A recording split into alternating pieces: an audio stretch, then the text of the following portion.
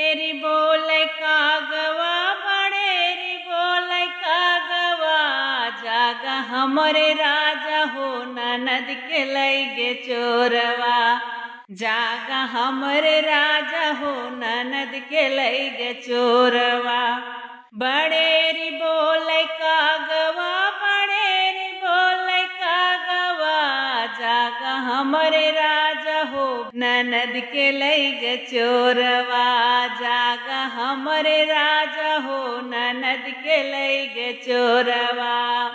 सोने की थाली में जेवना परोसे सोने की थाली में जेवना परोसे जेवना न जेवै बड़ेरी बोले कागवा जागा हमरे राजा हो ननद के लैगे चोरवा। जेवना न जेवै बड़ेरी बोले कागवा जागा हमरे राजा हो ननद के लैगे चोरवा।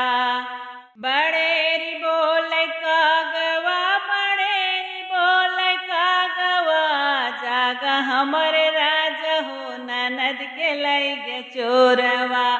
जागा हमरे राजा हो ननद के लैगे चोरवा।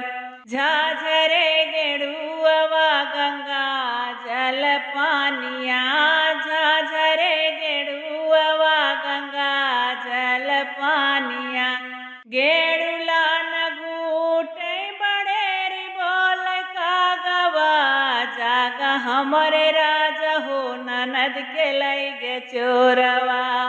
गेड़ुला न घूटे बड़ेरी बोले कागवा जागा हमरे राजा हो ननद के लैगे चोरवा।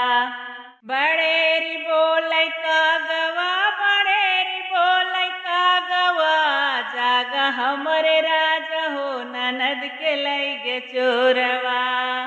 लवंगा इलायची के बीरा लगाए लवंगा इलायची के बीरा लगाए बीरवा न कूचे बड़ेरी बोले कागवा जागा हमरे राजा हो ननद के लैगे चोरवा। बीरवा न कूचे बड़ेरी बोले कागवा जागा हमरे राजा हो ननद के लैगे चोरवा। बड़ेरी बोले कागवा बड़ेरी बोले कागवा जागा हमरे राजा हो ननद के लैगे चोरवा। बेला चमेली के सेज लगाए बेला चमेली के सेज लगाए सेजिया न सोवै बड़ेरी बोले कागवा जागा हमरे राजा हो ननद के लैगे चोरवा। सेजिया न सोवै बड़ेरी बोले कागवा जागा हमरे राजा हो ननद के लैगे चोरवा।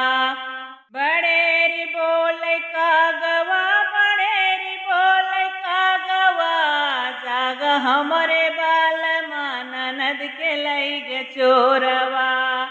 जागा हमरे राजा हो ननद के लैगे चोरवा।